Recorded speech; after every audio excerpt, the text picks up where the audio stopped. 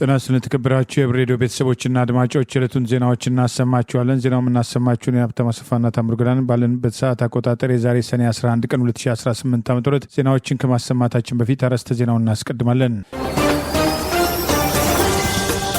የጠናከረ የመጣ የፋኖ ወታደራዊ እንቅስቃሴ እየተበተነ ያለ ያገዛዙ ጦር የተጋለጠው የሰማኮ ሪፖርትና ፓርቲዎቹ የህወሓት ምላሽ ለአሜሪካ ዓለም አቀፉ ተሟጋች ጥሪ ሩሲያ ጭፍጨፋ ዲፕሎማሲያዊ ምላሽ ሶሻል ሚዲያና ያፈና ስር የኦባማ ጥሪ ኢንፍሉዌንዛና አሜሪካ ወታደሮች የሚሉና ሌሎችም ወቅታዊ ዜናዎች ያሉን ዝርዝሩን እንሆ።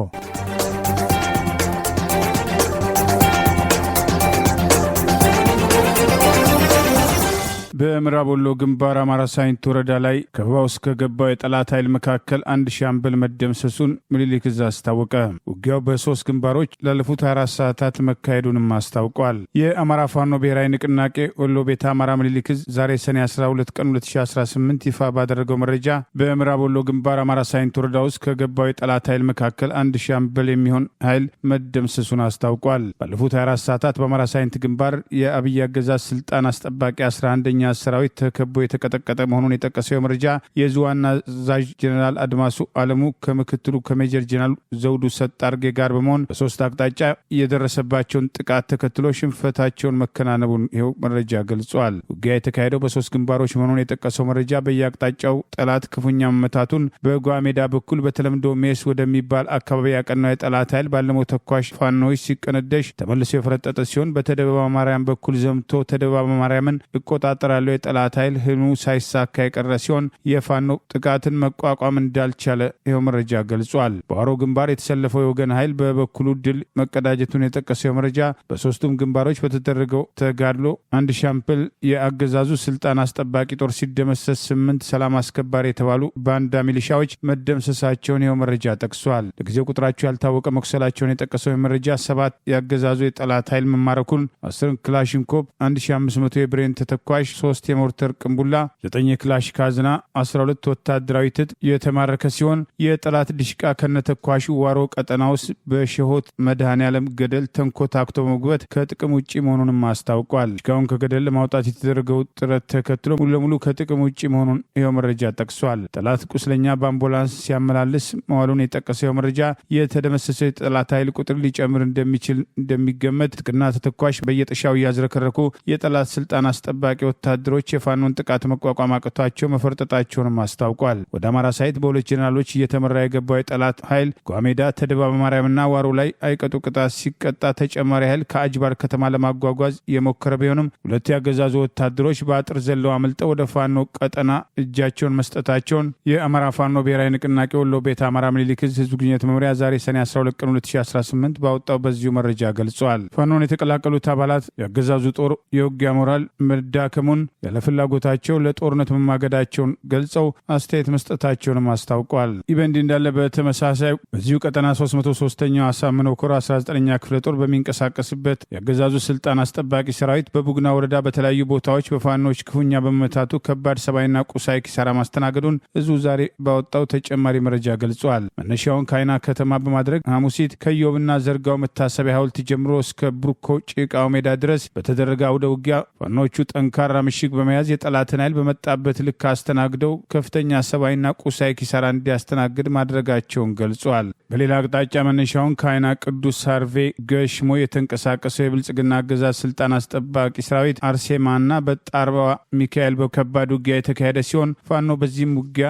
በጠላት ላይ ድል መቀዳጀቱን ምኒልክ ዕዝ ዛሬ ሰኔ 12 ቀን 2018 ባወጣው በዚሁ መረጃ ገልጿል። ቅዱስ ሳርቬ በሲቃንና ጉርጉር ደብረ ሮሃ በተደረገው ትንቅንቅ ጉዳት ያስተናገደው የጠላት ኃይል ከዝሪሳ መድኃኔ ዓለም ጀምሮ እስከ ቆብ ድረስ በዛሬው ዕለት በተደረገው በዚያ አውደ ውጊያ ጠላትን በደፈጣ 19ኛ ክፍለ ጦር አሃድ ከሆነው ዋክሹም ብርጌድ ጋር በመተባበር ድባቅ መምታታቸውን ከሰኔ 10 ቀን 2018 ጀምሮ ለተከታታይ 3 ቀናት በተካሄደ ለአስጨራሽ ውጊያ ከወገን በተወረወረ ሞርታር የጠላት ሜካናይዝ ኃይል ላይ አርፎ ሞርታር 82 መሳሪያዎችን ከጥቅም ውጭ በማድረግና 23 የጠላት ኃይል በመደምሰስ ከ35 በላይ በማቁሰል በብልጽግና ስልጣን አስጠባቂ ሰራዊት ላይ ከፍተኛ ድል መቀዳጀቱን ይኸው መረጃ ጠቅሷል። የጠላት ኃይል የተደመሰውና ቁስለኛውን በአምቡላንስና ፓትሮል በማመላለስ የተጠመደ ሲሆን አይና የጤና ጣቢያ ሲቪሎችን ከማስተናገድ ታገ ታግዶ በአገዛዙ ስልጣን አስጠባቂ ሰራዊት ሙትና ቁስለኛ መጨናነቁን አፋብን ወሎ ቤተ አማራ ምኒልክ 303ኛ ኮር ህዝብ ግንኙነት መምሪያ ዛሬ ሰኔ 12 ቀን 2018 ባወጣው ተጨማሪ መረጃ ገልጿል።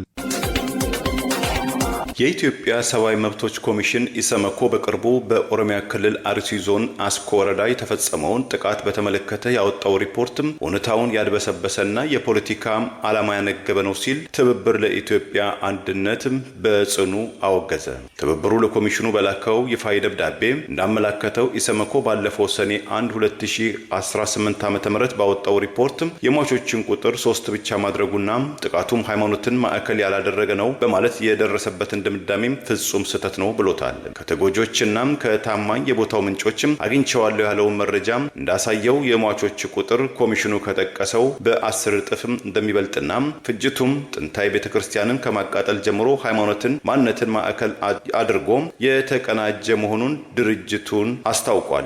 ኮሚሽኑ ለፍጅቱም ተጠያቂው ኦነግ ሸኔ መሆኑን በፍጥነት ድምዳሜ ማለፉ በአካባቢው ከመንግስት መዋቅር እጅ አለበት የሚለውን የሰለባዎች ተደጋጋሚ ቅሬታ ሆነ ብሎ ወደ ጎን የተተወ አስመስሎታልም ሲል ኮንኗል። የአይነቱ አካሄድም በአርሲ ዞን ለሚፈጸመው የተቀናጀ ዘር ፍጅት በርካታም አካላትም የሚሳተፉበት መሆኑን እየታወቀም እውነታውን ለመሸፈን የተደረገም ጥረት አካል ነው ብሎታል ትብብሩ በሪፖርቱ። ድርጅቱን በማከልም ኮሚሽኑ ቀደም ሲል በሀገር ውስጥ የሚፈጸሙ ግፎችን ከቦታ በመረጃና በማስረጃ አስደግፎ በማቅረብ ረገድ ያሳየው የነበረውን ትጋትም አሁን ላይ እየቀነሰ መምጣቱን እንደ አስኮ ወረዳ ያሉ ሪፖርቶችም ህዝብም በኮሚሽኑ ላይ ያለውን አመኔታም እንዲሸረሽር እያደረገው እንደሚገኝም መመልከቱን ገልጿል። በመጨረሻም የትብብር ለኢትዮጵያ አንድነት ፕሬዝዳንት ተፈርሞ የተላከው ደብዳቤ ኮሚሽኑ ይህንን የተሳሳተ ሪፖርት ማውጣትም ያስፈለገበትን መንስኤም ገልጾም በቦታው እንደገናም ጥልቅ ማጣራትም በማድረግም የተዛባ ያለውን መረጃ ለህዝብ ማስተካከያም እንዲሰጥበትም ጠይቋል።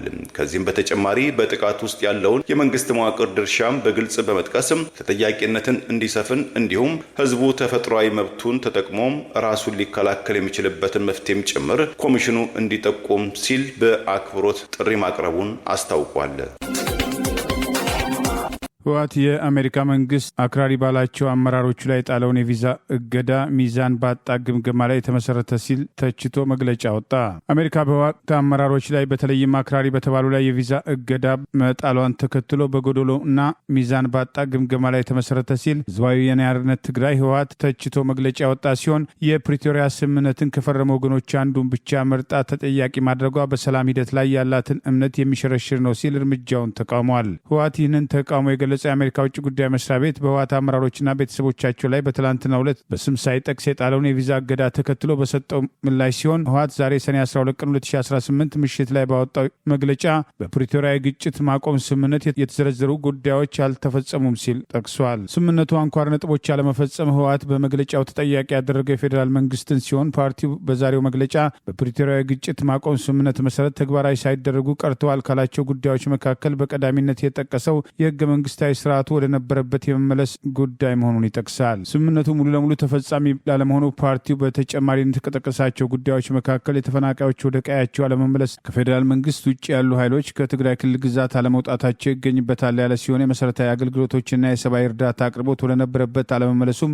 ሌላው በህወሓት መግለጫ የተጠቀሰ ጉዳይ ሆኗል። በመግለጫው ህወሓት ህጋዊና ፖለቲካዊ እውቅናውን አስታኮ የተደረገበትን እገዳ በማስታወስ ከጦርነቱ በፊት ወደ ነበረበት መመለስ አለበት በሚል በተደጋጋሚ የሚያስተጋባውን አቋም በዚሁ መግለጫ አካቷል። በኢትዮጵያ ብሔራዊ ምርጫ ቦርድ በግንቦት 2017 ህጋዊ ምዝገባው የተሰረዘው ህወሓት መስሪያ ቤቱ ባለፈው ወር መጨረሻ ባስፈጸመው 7ኛ ጠቅላላ ምርጫ የትግራይ ክልል ተገሏል ሲል በመግለጫው አጽንኦት የሰጠ ሲሆን በትግራይ ክልል ለደረሰው ጉዳት የተጠያቂነት ስርዓት አለመዘርጋቱም ህወሓት በመግለጫው ላይ በወቀሳ ካነሳቸው ጉዳዮች ተካተዋል። የትግራይ ህዝብ ሰላም ይፈልጋል፣ ፍትህ ይገባዋል ያለው ህወሓት በእኩልነት በሀቀኝነትና ሙሉ በሙሉ የሚተገበር የሰላም ሂደት ይገባዋል ሲል የጠቀሰ ሲሆን አሜሪካ ለትግራይ ህዝብ መከራ አስተዋጽኦ ያደረጉ ወገኖችን ተጠያቂነት ለማረጋገጥ የምትወስዳቸውን እርምጃዎች በፍትሐዊነትና ወጥ በሆነ መልኩ ተግባራዊ ማድረግ እንደሚገባ ህወሓት በዚሁ መግለጫው ጠቅሷል። የፌዴራል መንግስት በፕሪቶሪያ ግጭት የማቆም ስምምነት የጣሉበትን ግዴታዎች አላከበረም ያለው ህወሓት አሜሪካ ይህንን ከመመልከት ራሷን ገሸሽ አድርጋለች የሚል አቋም እንዳለው ጠቅሶ የፖለቲካ ፓርቲው የህወሓት ግትርነት ውጤት አይደለም ያለ ሲሆን አሜሪካ ትላንት ባወጣችው መግለጫ ግን የቪዛ እገዳ ይጣልባቸው በትግራይ ክልል ውስጥ ያለውን ቀውስ ለመፍታት የሚደረገውን ጥረት በማደናቀፍ በማዕቀፍ ረገድ ተጠያቂ የሆኑትን ወይም ተባባሪ የሆኑ ግለሰቦችን የሚመለከት ሲሆን አሜሪካ የጣለችው የቪዛ እገዳ የተቃውሞ ህወሓት እርምጃው በሰላም ሂደት ላይ ያለን እምነት የሚሸረሽር ነው ያለ ሲሆን ሀገሪቱ የፕሪቶሪያ ስምምነት ከፈረሙ ወገኖች አንዱን ብቻ መርጣ ተጠያቂ ማድረጓን በመተቸት ዘላቂ ሰላም፣ ገለልተኝነትን፣ ወጥነትንና የሁሉም ወገኖች እኩል ተጠያቂነትን ይፈልጋል ሲል ለቪዛ እገዳው በተቃውሞ ባወጣው በዚሁ መግለጫ ገልጿል። ህወሓት በዚህ መግለጫ ማጠቃለያ ላይ በአሜሪካ በኩል መደረግ አለባቸው ብሎ ከዘረዘራቸው 5 ጉዳዮች መካከል የፌዴራል መንግስት በፕሪቶሪያው ግጭት የማቆም ስምምነት የጣሉበትን ግዴታዎች በሙሉ እንዲተገብር አሜሪካ ግፊት እንድታደርግ የጠየቀ ሲሆን ከቀያቸው የተፈናቀሉ የትግራይ ክልል ነዋሪዎች ደህንነታቸው ተጠብቀው በክብርና በተወሰነ የጊዜ ገደብ እንዲመለሱ ድጋፍ እንድታደርግ ከፌዴራል መንግስት ውጭ ያሉ ኃይሎች ከትግራይ ክልል ግዛት እንዲወጡ አሜሪካን እንድትሟገት ጥሪ ያቀረበ ሲሆን የፖለቲካ ፓርቲውን ህልውና ወደ ነበረበት የመመለስ ጉዳይ አስታኮም ህጋዊነቱ እንዲመለስ በጥቅምት 2015 ዓ.ም በተፈረመው የፕሪቶሪያ ስምምነት መሰረት ህወሓት ህጋዊና ፖለቲካዊ ህልውናው እንዲመለስ አሜሪካ ድጋፍ እንድታደርግ ሲል በዛሬው መግለጫ ጥሪ አቅርበዋል። ይህ በእንዲህ እንዳለ አሜሪካ መንግስት በስም ያልጠቀሳቸው ህወሓት አክራሪ አመራሮች ላይ የጣለው ማዕቀብ ገዢው ብልጽግና ፓርቲን ለማስደሰትና በአብይ አህመድ የሚመራው አገዛዝ አባይን ግድብ በተመለከተ የአሜሪካን አቋም ተግባራዊ ለማድረግ እየወሰዳቸው ላሉ እርምጃዎች እንደ ማካካሻ የተሰጠ ነው የሚሉ አስተያየቶች ተከትሎ የቀረቡ ሲሆን አዲስ አበባ መምጣት የማይችሉ የህወሓት አመራሮች አሜሪካ አትገቡም ማለት በተጨባጭ እቅዳቸው ላይ ብርቱ ጫና ሊፈጥር አይችልም የሚሉ አስተያየቶችም ከህወሓት ደጋፊዎች በኩል ተጠናክሮ ቀጥለዋል። ከዚህ ቀደም በጦርነቱ ወቅት የህወሓት ቃል አቀባይ የነበረው ጌታቸው ረዳ በአሁኑ ወቅት የጠቅላይ ሚኒስትሩ የምስራቅ አፍሪካ ጉዳይ አማካሪና ህብረት የተሰኘው ተቃዋሚ ፓርቲ መሪ ማዕቀቡን በመደገፍ በህወሓት አመራሮች ላይ ተገቢው ጫና ሊደረግ እንደሚገባ ጥሪ ማድረጉን ጠቅሰን በጦርነቱ ወቅት ያራምደው ከነበረው አቋም ተቃራኒ መሆኑን መዘገባችን አይዘነጋም።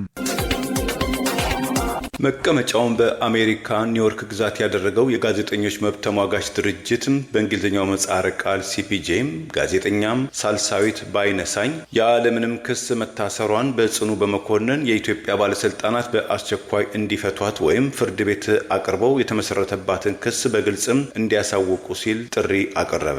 ሲፒጄ ባወጣው ይፋዊ መግለጫም ጋዜጠኛ ሳልሳዊት የታሰረችው በምታደርገው ነጻም የህዝብ መግለጫና ትችት ምክንያት ሊሆን ስለሚችል መንግስት የበቀል እርምጃ መውሰዱን እንዲያቆም ሲል አሳስበዋል። የሳልሳዊት ቤተሰቦች ለሲፒጄ እንደገለጹትም ጋዜጠኛው የታፈነችው በኦሮሚያ ክልል አርሲ ዞን ውስጥ በኢትዮጵያ ኦርቶዶክስ ተዋሕዶ ቤተክርስቲያን ላይ የተፈጸመውን አሰቃቂ ግድያ በተመለከተ በማህበራዊ ትስስር ቲክቶክ፣ በፌስቡክ እና በዩቲዩብ ባሰራጨችው ተንቀሳቃሽ ምስሎችም ቪዲዮዎች ምክንያት ነው። ሳልሳዊት በእነዚህ ማብራሪያዎቿ ላይ ድርጊቱን በዝምታም የተመለከቱትን የመንግስት አካላትም የሃይማኖት መሪዎችና ማህበረሰብንም በድፍረት መተቸቷም ተገልጿል። ጋዜጠኛ ሳልሳዊት ባለፈው ሰኔ 1 2018 ዓ.ም በአዲስ አበባ በሚገኘው መኖሪያ ቤቷም ሳለች ፖሊሶች ለጥያቄ ትፈልጊያለሽም ካሏትም በኋላ በቁጥጥር ስር እንዳዋላትም እህቷ ሃይማኖት ባይነሳኝ ለሲፒጄም አረጋግጣለች። ሆኖም እስካሁን ድረስም ፍርድ ቤትም አለመቅረቧም የተመሰረተባትም ይፋዊ ክስ አለመኖሩም ተመልክቷል። ምስጢራዊ እስር ቤት መጀመሪያ ላይ ለ2 ቀናት ያህል ቤተሰብ እንዳይጠይቃትም ተከልክላም በጊዜያዊ ማቆያ ውስጥም ከቆየች በኋላ አሁን በአዲስ አበባ ፖሊስ ኮሚሽን በተለምዶ 3ኛ ፖሊስ ጣቢያ እንደምትገኝም ታውቋል። የህግ መጣስም የሳልሳዊትም ጠበቃም ዘውዱ በቀለም እንዳመለከቱት የኢትዮጵያ ህግም ማንኛውም ተጠርጣሪ በ48 ሰዓት ውስጥ ፍርድ ቤትም እንዲቀርብ ቢያዝም መንግስት ግን ይህንን ህግም ሙሉ በሙሉ እስካሁን ድረስ ተግባራዊ ያላደረገውም ወይም ጥሶታልም ብለዋል። የሳልሳዊት ቤተሰቦችም በሰኔ 9 ከ3 ቀን በፊት ጋዜጠኛዋም እንድትፈታም ሀቤስ ኮርፐስም ወይም አካልን የመያዝ መብትም አቤቱታ ለፍርድ ቤትም አቅርበው የነበረ ሲሆን ፍርድ ቤቱም ሰኔ 10 ቀን እንድትቀርብ ቀጠሮ ቢሰጥም የአዲስ አበባ ፖሊስም ኃላፊዎች ግን ቢሮ እየቀየርን ስለሆነ የሚመለከተው ሰው ማግኘት አትችሉም በሚል የፍርድ ቤቱን መጥሪያም ሳይቀበሉ መቅረታቸውም ተመልክቷል። ሲፒጄም ጉዳዩን በተመለከተ ለአዲስ አበባ ፖሊስም ቃል አቀባይ ማርቆስ ታደሰም ጥያቄ ቢልክም ከመንግስት በኩል የተሰጠው ምላሽ አለመኖሩን ሪፖርቱ ላይ ጠቅሷል። ዛሬም የአብይ አገዛዝ ስልጣን አስጠባቂ ሰራዊት አባላት ከነሙሉ ትጥቃቸው ፋኖን መቀላቀላቸውን ገልጸዋል። በሰራዊቱ ውስጥ ከፍተኛ የሆነ እርስ በርስ መከፋፈልና ሽብር ተፈጥሯል። ስርዓቱ በግልጽ እየተዳከመ መምጣቱንም ጠቅሰዋል። የአማራ ፋኖ ብሔራዊ ንቅናቄ አፋብን ሸዋ ጠቅላይ ግዛት አሳምነው ዛሬ ሰኔ 12 ቀን 2018 ይፋ ባደረገው መረጃ የፋኖን የምህረት ጥሪ በመቀበል ከአገዛዙ ስልጣን አስጠባቂ 102ኛ ኮማንዶ ክፍለ ጦር 5ኛ ሻለቃ የተውጣጡ 2 የሰራዊቱ አባላት ከነሙሉ ትጥቃቸው እዙን መቀላቀላቸውን አስታውቋል። ወጣት ፈለቀ በላይንና ወጣት ጌትነት ተፈሪ የተባሉት የ102ኛ ክፍለ ጦር ኮማንዶ አባላት በዘመናዊ ክላሽንኮቭ መሳሪያና ሙሉ ትጥቅ በመያዝ መሐመድ ቢሆነኝ ኮርስቴ ጎማ ተራራ ክፍለ ጦርን የተቀላቀሉ ሲሆን እነዚህ የሰራዊት አባላት እንደገለጹት የአብይ አገዛዝ ሰራዊት በአሁኑ ወቅት የውጊያና ግዳጅ የመፈጸም አቅሙ ሙሉ በሙሉ እየተዳከመ መምጣቱን በአገዛዙ መዋቅርና በሰራዊቱ ውስጥ ከፍተኛ የሆነ የእርስ በርስ መከፋፈልና ሽብር መፈጠሩን የብልጽግናው አገዛዝ የመፈራረስ ጉዞ በግልጽ እየታየ መምጣቱን ጠቅሰዋል። በክፍለ ጦሩ አመራሮች ጥሩ አቀባበል የተደረገላቸው ሲሆን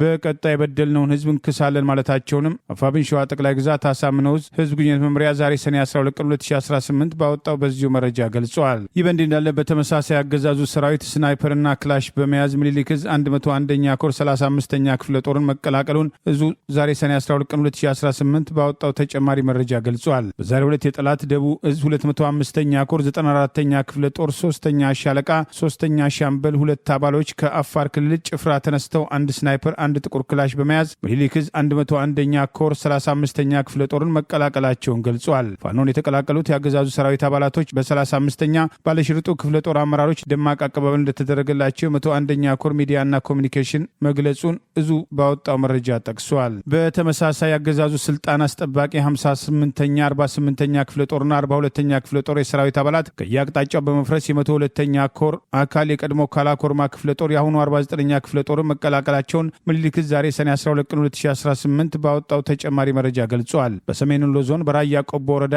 አፋብን ወሎ ቤተ አማራ ምኒልክ ዕዝ 102ኛ ኮር 49ኛ ክፍለ ጦርን የጠላት 58ኛ 48ኛ ክፍለ ጦር 3 የሰራዊት አባላት ከሮቢት ከተማና አንድ የሚሊሻ አባል ሳንቃ ከተማ መነሻቸውን በማድረግ ከስምሪት ቀጠና በመጥፋት ሙሉ ትጥቃቸውን ከነተተኳሽ በመያዝ ዛሬ ሰኔ 12 ቀን 2018 ፋኖን መቀላቀላቸውን አስታውቋል። ከተቀላቀሉት የሰራዊት አባላት መካከል አንዱ ያገዛዙ ወታደር 2 ጥቁር ክላሽን በመያዝ የመጣ በመሆኑ የ49ኛ ክፍለ ጦር አመራሮች የጀግና አቀባበል ማድረጋቸው ተጠቅሷል። የተቀላቀሉት አባላት በየክፍላቸው የነበራቸውን ሚና የዘረዘረው ይኸው መረጃ በአጠቃላይ ከነዚህ አባላት 5 ክላሽንኮቭ መሳሪያና 780 የክላሽ ተተኳሽ እንዲሁም 12 የፎዋን ቦምብ ይዘው ፋኖን መቀላቀላቸውን የክፍለ ጦሩ ኦርዲናንስ ማስታወቁን ከዚህ ቀደምም በተመሳሳይ ሌሎች አባላት ክፍለ ጦሩን መቀላቀላቸውን የአማራ ፋኖ ብሔራዊ ንቅናቄ ወሎ ቤተ አማራ ምኒልክ ዕዝ ህዝብ ግንኙነት መምሪያ ዛሬ ሰኔ 12 ቀን 2018 ባወጣው ተጨማሪ መረጃ ገልጿል። በተመሳሳይ በሸዋ ቀጠና የሚያገዛዙ ኃይል አድማ ብተና አባላት ሙሉ ትጥቃቸውን ይዘው ፋኖ መቀላቀላቸውን ተገልጿል። ከደብረ ብርሃን ከተማ የተነሳውና ቀደም ሲል ብልጽግናን ሲያገለግል የነበረው የአድማ ብተና አመራር 10 አለቃ ብሩክ ሸዋን ግዛው ፋኖን መቀላቀሉን የሸዋ ጠቅላይ ግዛት አሳምነው ዕዝ አጼ አምደ ጽዮን ኮር ሚዲያና ኮሚኒኬሽን ክፍል ዛሬ ሰኔ 12 ቀን 2018 በበኩሉ ባወጣው መረጃ ገልጿል። የአገዛዙ ሰራዊት አባላት የሰለጠነው ዳር ድንበር ለመጠበቅ እንጂ ከህዝብ ጋር እየተጨፋጨፍን በማያበቃ የእርስ በርስ ጦርነት ውስጥ ህይወታችንን ለማጣት አይደለም በሚል ከጊዜ ወደ ጊዜ ፋኖን እየተቀላቀሉ ሲሆን ፋኖም ለሚቀላቀሉት ሙሉ ምረት ማድረጉን ከዚህ ቀደም ደጋግሞ መግለጹ አይዘነጋም።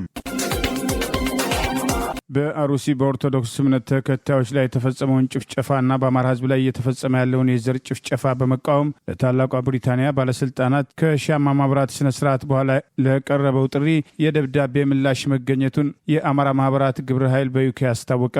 የአማራ ማህበራት ግብረ ኃይል በዩኬ ባለፈው ሳምንት እሁድ በአሩሲ በኦርቶዶክስ እምነት ተከታዮች ላይ የተፈጸመ ያለውን ጭፍጨፋ በመቃወም በለንደን፣ በርሚንግሃም፣ ኒውካስትልና ማንቸስተር በተመሳሳይ ቀንና ሰዓት በአራቱ ከተሞች የሻማ ማብራት ስነ ስርዓት በማድረግ በኢትዮጵያ እየተፈጸመ ያለው ማንነትና ሃይማኖት ተኮር ጥቃት በመቃወም የታላቋ ብሪታንያ መንግስትን ጨምሮ ዓለም አቀፉ ማህበረሰብ በኢትዮጵያ እየተፈጸመ ያለውን ድርጊት በዝምታ መከታተሉን እንዲያቆም ጥሪ አቅርበው የነበረ ሲሆን የዳርሊንግተን የክብር አባልና የዓለም አቀፍ ልማት የአፍሪካ ሚኒስትር ዴታ የሆኑት ባለስልጣን ከአማራ ማህበራት ግብረ ኃይል በዩኬ የቀረበላቸውን ደብዳቤ መሰረት አድርገው ምላሽ መስጠታቸውን የግብረ ኃይሉ ምክትል ሰብሳቢና የዓለም አቀፉ እንቅስቃሴ አስተባባሪ አንዱ ፍጹም ወልዴ በማህበራዊ ስሙ አጼ ምኒልክ ደብዳቤውን አስደግፎ በሰጠን አስተያየት ገልጿል። በኢትዮጵያ እየተፈጸመ ያለውን ጥቃት በአንክሮ እየተከታተሉት መሆኑን ተጠያቂዎች ለፍርድ የሚቀርቡበት ሁኔታ ሊኖር እንደሚገባ የገለጹት ባለስልጣኑ የአማራ ማህበራት ግብረ ኃይል በዩኬ ያደረጋቸውን እንቅስቃሴዎችም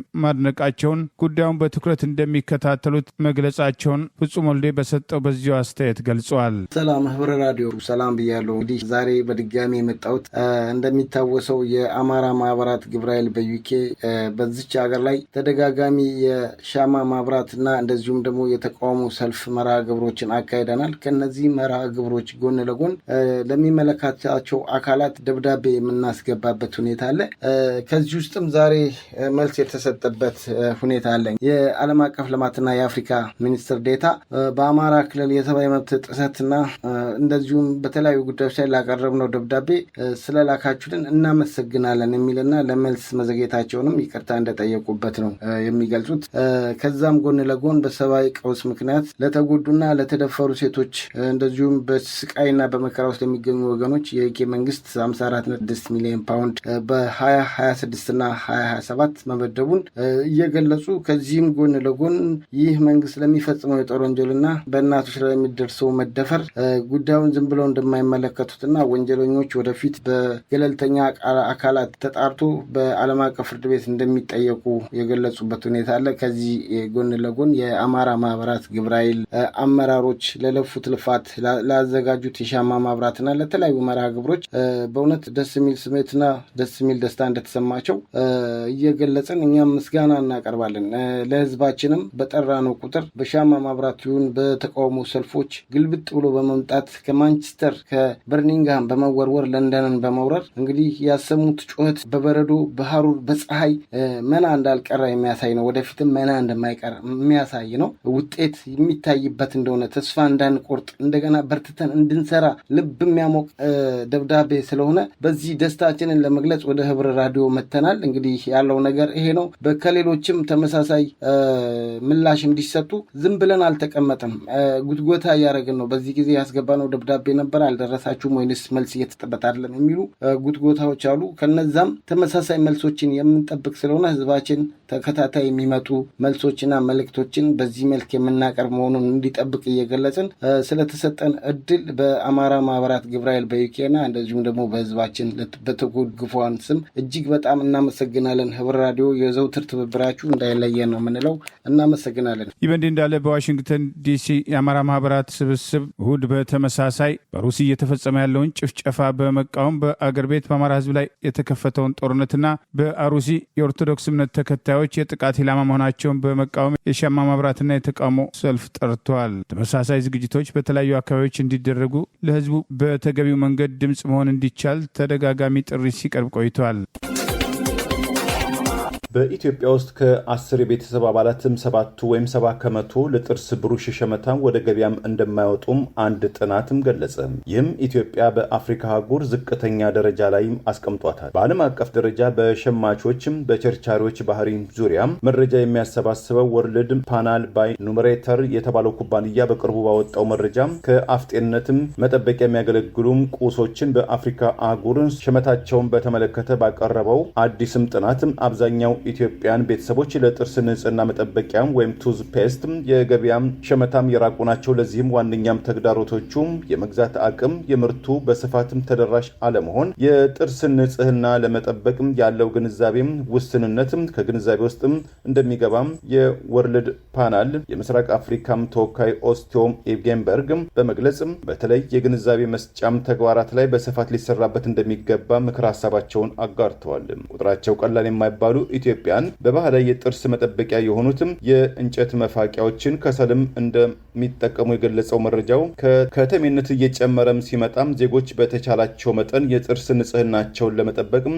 ወጪ የማውጣት ባህሪ ሊኖራቸው እንደሚችልም ግምቱን አስፍረዋል። በአፍሪካ ውስጥ የጥርስ አጠባበቅ ላይ ከፍተኛ ትኩረት ከሚሰጡት አገራት መካከል ጎረቤት ኬንያ፣ ናይጄሪያ እና ደቡብ አፍሪካም ከፍተኛውን ቦታ መያዛቸውም ተመልክቷል። በዓለማችን ላይ የጥርስ ችግርን ጨምሮ የአፍ ህመም በቢሊዮኖች ሰዎችን በማሰቃየትም የሚታወቅ ህመም ሲሆን ይህንን ችግር ለመቅረፍም ሲባል ማንኛውም ሰው ጥርሱን በቀን ቢያንስም 2 ጊዜያት ቢያጸዳም ከጥርስም መበስበስና መመረዝ ሊታደግ እንደሚችል የሕክምና ባለሙያዎችም ይመክራሉ። በሰሜን አሜሪካ የሚገኙ 36 የአማራ ማህበራትና ድርጅቶች የአማራ ህዝብን ጥቅም ለማስከበር በጋራ ተሰባስበው የአማራ ማህበራት ትብብር በአሜሪካ መመስረታቸውን አስታወቁ። የአማራ ማህበራት ትብብር በአሜሪካ በሰሜን አሜሪካ በሚገኙ 36 የአማራ ማህበራትና ድርጅቶች በአንድ ላይ በመሰባሰብ የአማራን ህዝብ የጋራ ጥቅም ለማስከበር በተለያዩ ዘርፎች የሚደረጉ ጥረቶችን ለማስተባበርና የተቀናጀ የጋራ አቋምና ድምፅ ለመፍጠር የአማራ ማህበራት ትብብር በአሜሪካ አማትአ የተሰኘውን ጥምረት መመስረታቸውን ዛሬ ሰኔ 12 ቀን 2018 ወይም ጁን 19 ቀን 2026 ዓ.ም ባወጡት መግለጫ አስታውቀዋል። ጥምረቱ ከመጋቢት ወር አንስቶ የመግባቢያ ሰነድ በመፈራረም አንድ ላይ እየሰራ ያለ ሲሆን የሚተዳደርበትን ህጋዊ ቻርተር በማዘጋጀትና እንደ አውሮፓ አቆጣጠር ሰኔ 7 ቀን 2026 ዓ.ም 7 አባላት ያሉትን የስራ አስፈጻሚ ኮሚቴ አባላት በመምረጥ ስራውን በይፋ መጀመሩን አስታውቋል። የትብብሩ ዋና ዓላማ የአማራን ህዝብ መብት፣ ደህንነትና ህልውና በሚመለከቱ ጉዳዮች ላይ የተቀናጀ ስራ ማከናወን፣ ሰብአዊ ድጋፍን ማስተባበር እንዲሁም የአማራን ህዝብ ድምፅ በብሔራዊና ዓለም አቀፍ መድረኮች በተገቢ ሁኔታ ማሰማት እንደሚገኝበት አስታውቋል። በዚህ መሰረት ትብብሩ ከሰኔ 20 ቀን እስከ ሰኔ 27 ቀን 2018 ወይም ከጁን 27 እስከ ጁላይ 4 2026 ዓ.ም በሚኒሶታ በሚካሄደው 43ኛው የኢትዮጵያን ስፖርትና ባህል ፌስቲቫል ላይ በጦርነት፣ በመፈናቀል፣ በረሃብ፣ በሰብአዊ ቀውሶችና በሌሎች አስከፊ ችግሮች ምክንያት በከባድ ሁኔታ ውስጥ ለሚገኙ ወገኖቻችን የሚውል የገንዘብ ማሰባሰቢያ መርሃ ግብር ተዘጋጅተዋል ሲል ገልጿል። ሁሉም የአማራ ተወላጆች ኢትዮጵያውያን እንዲሁም ሰብአዊነት የሚሰማቸው ወገኖች በሰው ሰራሽ ግጭቶች ሳቢያ ለተፈናቀሉና ለችግር ለተጋለጡ ወገኖች በሙሉ ሰብአዊ ድጋፍ ለማቅረብ በሚደረገው በዚህ ክቡር ተግባር ዙሪያ እንዲተባበሩ በመርሃ ግብሩ ላይ በንቃት እንዲሳተፉና የአቅማቸውን ድጋፍ እንዲያበረክቱ በታላቅ አክብሮት ጥሪያችን እናቀርባለን ሲል የአማራ ማህበራት ትብብር በአሜሪካ አማትአ ዛሬ ባወጣው በዚሁ መግለጫ ጥሪ አቅርበዋል። የምናደርገው እያንዳንዱ አስተዋጽኦ በችግር ውስጥ ለሚገኙ ወገኖቻችን የተስፋ እፎይታና የአንድነት መልእክት ይሆናል ያለው ይህ መግለጫ ዛሬ የምንዘረጋው የእርዳታ እጅ ነገ የተሻለ ተስፋ ይገነባል፣ የህዝባችንን ጽናትና አንድነትም ያጠነክራል በማለት በሰሜን አሜሪካ ስፖርት ፌዴሬሽን የዘንድሮ 43ኛ የኢትዮጵያን ስፖርት ባህል ፌስቲቫል በሚካሄድበት በሚኒሶታ የሚያደርገውን የገቢ ማሰባሰብ ዝግጅት በተመለከተ ሁሉም የበኩሉን አስተዋጽኦ እንዲያደርግና እንዲሳተፍ የአማራ ማህበራት ትብብር በአሜሪካ አማትአ በዚሁ መግለጫ ጥሪ አቅርበዋል። የአማራ ማህበራት ትብብር በአሜሪካ አማትአ ተጨማሪ መረጃ ለሚፈልጉ 971348059 ላይ ደውለው ሊያነጋግሩ ወይም admin@amharacoalition.org በሚል ኢሜይል ሊጽፉ እንደሚችሉ በዚሁ መግለጫ ላይ ጠቅሶ ጥሪ አቅርበዋል።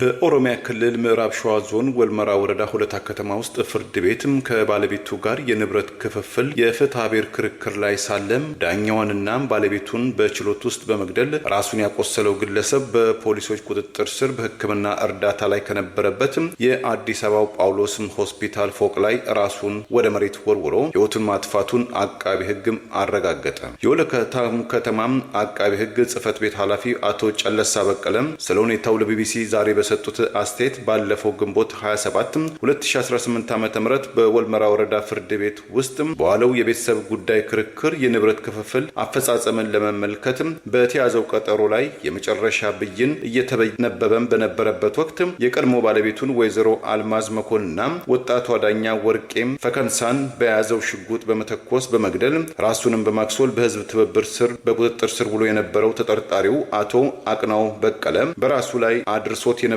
ጉዳቱን ለማስታመም በፖሊስ ጥበቃ ቁጥጥር ስር በአዲስ አበባው የቅዱስ ጳውሎስ ሆስፒታል እንዲታከም የተደረገ ባለበት ወቅት ዛሬ ምሳ ሰዓት ላይ ራሱን ከ3ኛ ፎቅ ወደ መሬት በመወርወር ከፍርድ በፊት በራሱ ላይ የሞት እርምጃ መውሰዱን አቶ ጨለሳም አረጋግጠዋል። ከችሎት ውስጥ የሁለት ሰዎችን ህይወትም የቀጠፈው ጉዳዩም የበርካታ ኢትዮጵያን ሰሞነኛ መነጋገሪያ የሆነው አሳዛኝ ተግባርን ፈጽሟል የተባለው ተጠርጣሪው ግለሰብ በፖሊስ ቁጥጥር ስር ከዋለበት ጊዜ ጀምሮ የፍርድ ቤት ውሳኔ እስከሚሰጥበት ድረስም ከፍተኛ ጥበቃና ቁጥጥር እንደሚያስፈልገው እየታወቀም ከዚህም በኋላ ወደ ውጪ ወስዳችሁ በተመላላሽነት ማሳከም ትችላላችሁ የሚል አስተያየትም ለቤተሰቦቹ መስጠቱን መስማታቸውን የገለጹት አቶ ጫለሳም የምሳ ሰዓት ስለነበረም በአካባቢው የነበረውን የሰዎች ግርግር እንደ መልካም አጋጣሚ በመጠቀም ግለሰቡ የራሱን ህይወት ለመቅጠፍም መገፋፋቱን ገልጸዋል። ከዚህ ቀደም ሁለትም ሚስቶች የነበሩትም ከሁለቱም ሚስቶቹ ጋር በመለያየትም በንብረት ክፍፍል ክርክር ላይ የነበረው ተጠርጣሪው ግለሰብ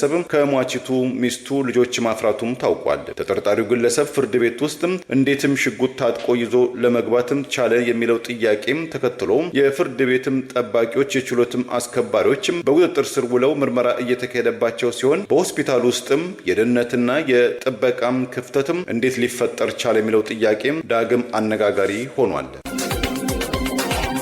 በማህበራዊ ሚዲያ ላይ አስተያየቱን የሰጠ ግለሰብ ላይ በደቡብ ኢትዮጵያ የጥላቻ ንግግር በሚል 11 ዓመት ጽኑ እስራት ማስከተሉ ጥያቄ አስነስቷል። በደቡብ ኢትዮጵያ ክልል ባለስልጣናት የሚፈጽሙት ህገወጥ ተግባርና ሙስና በተደጋጋሚ በማህበራዊ ሚዲያ የሚተቹ ግለሰቦችን እያሳደዱ ሲያስሩ መቆየታቸው መነጋገሪያ የሆነ ሲሆን በክልሉ በማሌ ወረዳ ፍርድ ቤት በማህበራዊ ሚዲያ ገጾቹ ላይ የሐሰት መረጃና የጥላቻ ንግግር አሰራጭቷል የተባለ አንድ ግለሰብ የ11 ዓመት ከ2 ወራት ጽኑ እስራት የተበየነበት ሲሆን ውሳኔው በአካባቢው የመረጃ ነጻነትና ሀሳብን በነጻ የመግለጽ መብት ላይ ከባድ ስጋት የደቀነ መሆኑን የህግ ባለሙያዎችን ጠቅሶ WT ሚዲያ ዘግበዋል። የማሌ ወረዳ መንግስት ኮሚኒኬሽን አገልግሎት ባወጣው ይፋ መረጃ መሰረት የወረዳው ፍርድ ቤት ዛሬ ሰኔ 12 ቀን 2018 በዋለው ችሎት በአቶ ኤፍሬም ፋልቴ ሃይራ ላይ የጥፋተኝነትና የቅጣት ውሳኔ ያሳልፏል ብለዋል። ከሳሹ በፌስቡክ እና በቲክቶክ ገጾች አማካኝነት የመንግስት አመራሮችና ግለሰቦች ስም ሲያጠፋ ነበር ያለ ሲሆን ማህበረሰቡን ለግጭትና ለጦርነት ሲቀሰቅስ ነበር በምርመራ ተረጋግጧል ሲል ፍርድ ቤት ውሳኔ መስጠቱን ነው መረጃ ጠቅሷል። የማሌ ወረዳ አቃቢ ህግ በግለሰቡ ላይ 4 ተደራራቢ የወንጀል ክሶችን መስርቶ የነበረ ሲሆን ክሶቹም የእርስ በርስ ግጭት መቀስቀስ፣ ስድብና ማዋረድ፣ የጥላቻ ንግግርና የሐሰተኛ መረጃ ስርጭት መፈጸም የሚሉት የሚገኝበት ሲሆን ፍርድ ቤቱ በቀረቡት ማስረጃዎች ላይ ተመስርቶ ግለሰቡን ጥፋተኛ በማለት የ11 ዓመት ከ2 ወር ጽኑ እስራትና የ33348 ብር የገንዘብ መቀጮ እንዲቀጣ የወሰነበት ሲሆን ፍርድ ቤቱ ውሳኔውን ባስተላለፈበት ወቅት ማህበራዊ ሚዲያን ለጥፋት፣ ለዘር ጥላቻና ለሰላም መደፍረስ መጠቀም ከባድ ህጋዊ ተጠያቂነት እንደሚያስከትል ያሳያል ያለ ቢሆንም የቅጣቱ መጠን ግን እጅግ የተጋነነና አፋኝ መሆኑን የህግ ባለሙያዎችና የመብት ተሟጋቾች መተቸታቸውን ይኸው ዘገባ አመልክቷል። በተለይም በመንግስት አመራሮች ላይ የሚነሱ የብልሹ አሰራር ትችቶችና ማህበራዊ ሚዲያ ላይ የሚጻፉ ሀሳቦችን ተገን በማድረግ ዜጎች በነጻነት እንዳይናገሩና ፍርሃት እንዲነግስ ሆን ተብሎ የተወሰደ እርምጃ ነው ሲሉ ብዙዎቹ ቅሬታቸውን ያቀረቡ ሲሆን የሰላም ዋስትና የህግ የበላይነት መሆን ቢገባውም ህጉ ራሱ ሀሳብን ለማፈኛ መሳሪያ መሆን የለበትም የሚሉ ድምጾች በቅሬታ ተነስተዋል። የአካባቢው ባለስልጣናት እንደ ሌሎች አካባቢ ባለስልጣናት ሁሉ በስልጣን መባለግ፣ በተደጋጋሚ በሙስና ፕሮጀክቶችን በማጓተት ከጥራት ደረጃቸው በታች በመስራት ሌላው ቀርቶ ለጡረታና ለተለያዩ መንገድ ለልማት የተዋጡ ለጡረታ የተሰበሰበ ገንዘብ ጨምሮ ለልማት የተዋጣ ገንዘብ መዝረፋቸው በተደጋጋሚ በቅሬታ የሚቀርብ ቢሆንም በየጊዜው በማህበራዊ ገጽ አስተያየታቸውን የሚሰጡ ወጣቶችን እያሳደዱ በማሰር አፈና እርምጃ የሙጥኝ ማለታቸው የጥላቻ ንግግርና ሐሰተኛ መረጃ ማሰራጨት በሚል በህጉ ላይ የተቀመጡ የቅጣት ጣሪያዎች በላይ የተሰጠው የ11 ዓመት ከ2 ወራት ጽኑ እስራት ሌሎችን ለማሸማቀቅና ዝም ለማሰኘት የተሰጠ የአፈና እርምጃ አካል ነው የሚሉ ቅሬታዎች ተከትለው መደመጥ ጀምረዋል። ጠቅላይ ሚኒስትር አብይ አህመድ የሚመሩት የፌዴራል መንግስትም በአሩሲ በኦርቶዶክሳውያን ላይ የተፈጸመውን ጭፍጨፋ ተከትሎ በድርጊቱ የተሳተፉትን ለህግ ከማቅረብ ይልቅ ጭፍጨፋውን ለማጋለጥ የሞከሩና የተቃውሙ የቤተ ክርስቲያኒቷ መምህራን፣ የሃይማኖት አባቶች ጋዜጠኞችን እያሳደደ በማሰር ህግ ያፈና መዋቅሩ ግልጽ መሳሪያ መሆኑ በተደጋጋሚ ሲጠቀስ ቆይተዋል። የቀድሞ የአሜሪካ ፕሬዚዳንት ባራክ ኦባማ በስማቸው የተሰየመውን ግዙፍ ሴንተር ግንባታ ተጠናቆ በትላንትናው ዕለት ተመርቋል። በምርቃት ስነ ስርዓቱ ላይ ከፕሬዚዳንት ዶናልድ ትራምፕ ውጭ የቀድሞ 3 ፕሬዚዳንቶችን ከነባለቤቶቻቸው መጋበዛቸው አነጋጋሪ ሆነዋል። ትራምፕ የአሜሪካውያን መሰረታዊ መርህ ያሉት እየተጣሰ መሆኑን በዚህ ወቅት ባደረጉት ንግግር ገልጸዋል። See some groups and some people as more equal than others, and see government as nothing more than a way to divvy up the spoils and punish enemies and keep those who are different in their place. I do not believe that is the story of America that prevails in the end. I don't believe it because for us to give up, for us to give in now, after all this country's been through, to cynicism and division would be a betrayal of our founding ideas. የቀድሞ አሜሪካ ፕሬዚዳንት ባራክ ኦባማና ባለቤታቸው ሚሼል ኦባማ በኦባማ ፕሬዚዳንታዊ ማዕከል ምርቃት ላይ ከወቅቱ የአሜሪካ ፕሬዚዳንት ዶናልድ ትራምፕ ውጭ 3 የቀድሞ የአገሪቱ መሪዎችና ባለቤቶቻቸው ሲገኙ ፕሬዚዳንት ትራምፕ አለመጋበዛቸው ሰፊ መነጋገሪያ ሆነዋል። ኦባማ ፕሬዚዳንታዊ ሴንተር የተባለው ማዕከል ሲመረቅ የቀድሞ ፕሬዚዳንት ጆርጅ ቡሽ፣ ቢል ክሊንተንና ጆ ባይደን የተገኙ ሲሆን ባራክና ሚሼል ኦባማ የከፈቱት ማዕከል ሙዚየም፣ ቤተ መጻሕፍትና የትምህርት ትምህርት ተቋም የያዘ ሲሆን ጥንዶቹ በዋይት ሃውስ ስላሳለፉት 8 ዓመታት መታሰቢያ እንደሆነም ተገልጿል። የቀድሞ የአሜሪካ ፕሬዚዳንት ኦባማና ባለቤታቸው ከፕሬዚዳንት ዶናልድ ትራምፕ ጋር አልፎ አልፎ የሚሰነዘርባቸውን የቃላት ጥቃት ተከትሎ በየጊዜው መነጋገሪያ የሆኑ ሲሆን ማዕከሉን ያስገነቡት ዋይት ሃውስ ከመግባታቸው በፊት ይኖሩበት በነበረው አካባቢ ሲሆን በምርቃት ስነ ስርዓቱ ላይ ፕሬዚዳንት ባራክ ኦባማ ባደረጉት ንግግር የአሜሪካ መሰረታዊ